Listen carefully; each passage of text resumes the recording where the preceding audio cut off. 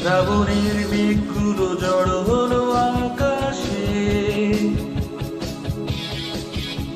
অঝরে নামবে বুঝি শ্রাবণে ঝরায়ে।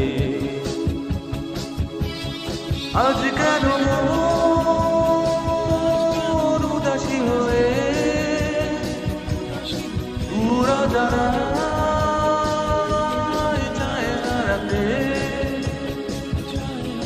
আজ কেন মন উদাসী হয়ে পুরা জানায় চায় হারাতে। শ্রাবণের মেঘগুলো জড়ো হলো আকাশে,